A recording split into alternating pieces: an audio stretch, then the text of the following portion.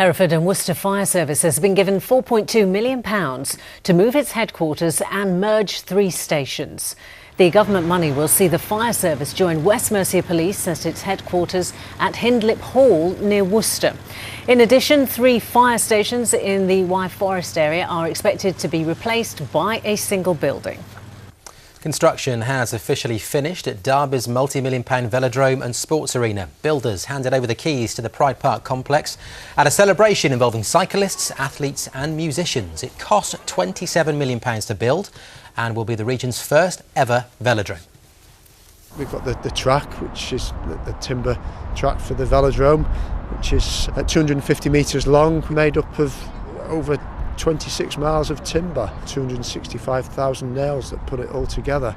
Along with that, you've got seating for 1,500 people, along with 12 badminton courts and lots of other facilities such as the gym. This will be a fantastic new sporting facility for people in Derby, but it also brings that unique selling point of having an indoor cycle track, and we know that people right across the country are interested in that and coming here to use it.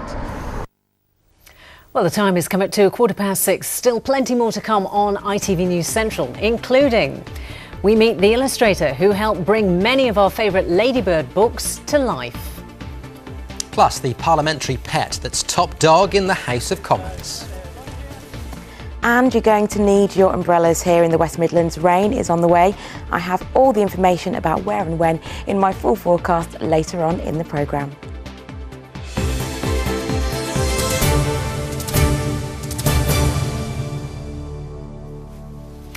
Now, apparently, as a nation, we're getting happier, and it's something the Prime Minister wants to take advantage of.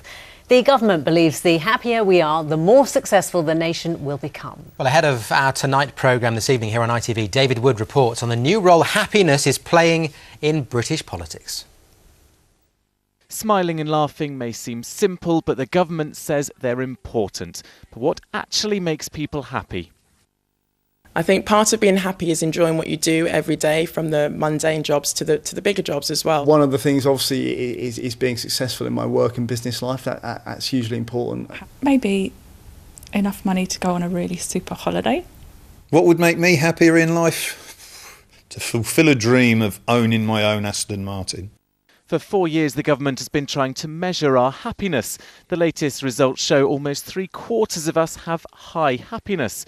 On the whole, women are happier than men, and 65 to 74-year-olds are in the happiest age group. Happiness from a psychological perspective, I guess, is a sense of well-being. It may range from just basic contentedness to just feeling overjoyed, a sense that things aren't only all right now, but that you're okay, the situation's okay, that the future's okay, that you like who you are and where you are. I guess that's happiness. And that's what the government wants to tap into. We have to remember what makes people happy, as well as what makes stock markets rise. Prosperity alone can't deliver a better life. And it's happier people who are said to be more productive and overall more healthy, which is why the government wants to know what makes voters tick.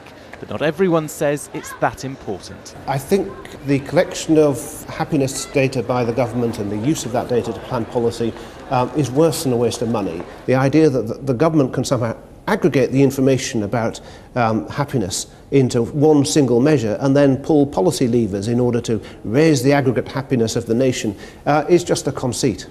Whatever it is that puts a smile on our face, it's something politicians want to know, all to keep them smiling come voting day. David Wood, ITV News. Well, a smile's infectious, isn't it? You see someone smiling, you smile back. Are you happy? Generally, yeah? Yes. Brilliant. I'm on the late shift. I'm thrilled. It's brilliant. It's so obvious, isn't it? Yes. Now it's the stuff of science fiction, but it could become science fact, possibly. Machines and robots could soon develop their own intelligence, apparently, and turn on their human masters. Yes, that's the dire prediction from a professor who says humans, that's us lot, need to come up with a plan to fight the robot revolution before it's too late. Cary Johnston has been taking a look at the potential clash between man and machine.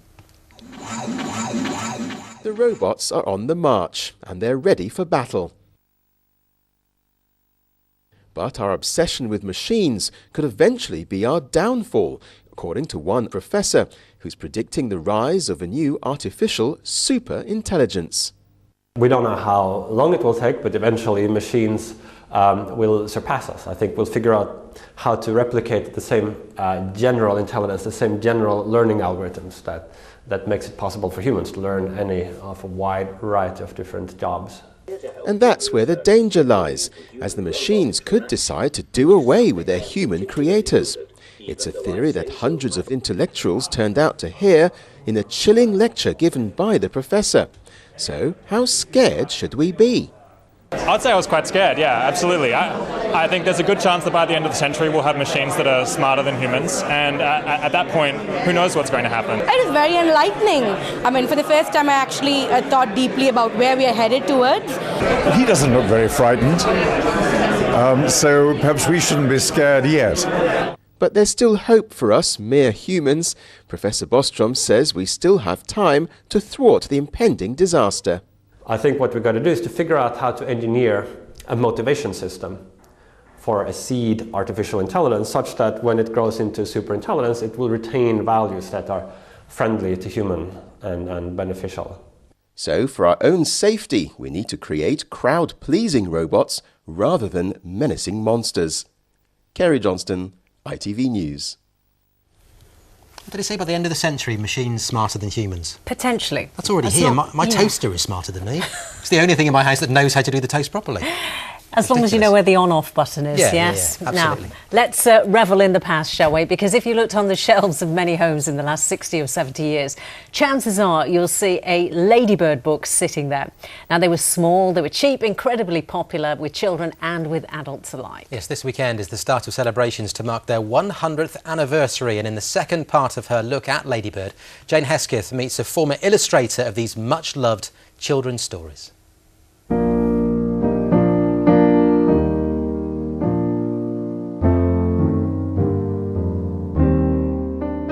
Kathy Layfield spent many happy years working for Ladybird, drawing the goodies and the baddies. When I was working for Ladybird and I had ogres and witches to do, they said, please don't make them frightening because the kids have nightmares, and they'd had letters from parents saying the picture in your book was so scary that the kids couldn't sleep. Can you believe it? I don't know where it comes from, you know, illustrating. I don't know what happens. Sometimes, when I'm doing something that's sort of a realistic situation, like a person has to make an expression, then I rely on, to a degree, my vast experience of amateur acting. And you think, how would you look? You know, what's the face you'd pull if you were in such and such a situation? There's a lot of detail in her drawings that require dedicated research.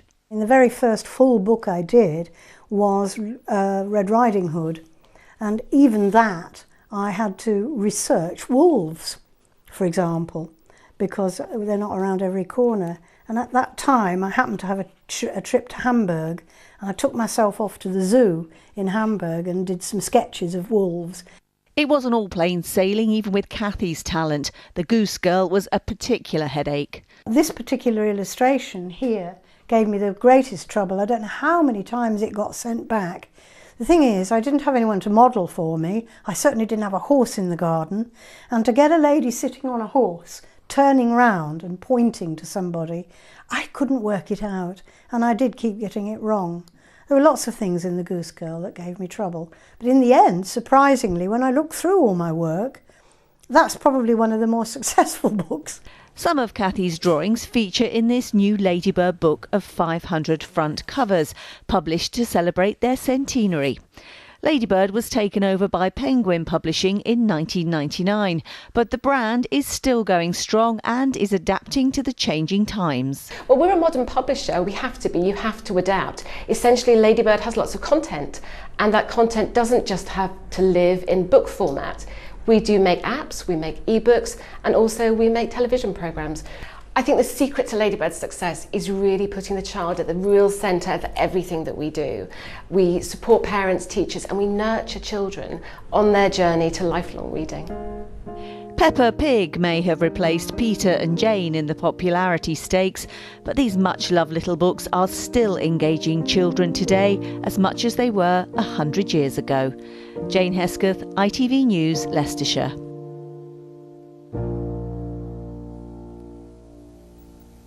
Bet that's brought back lots of memories. What was your favourite? The Magic Porridge Pot. Still is. Read it every night. It's brilliant. Classic book. But yours? To your children rather than to No, yourself. not necessarily. Yeah, OK.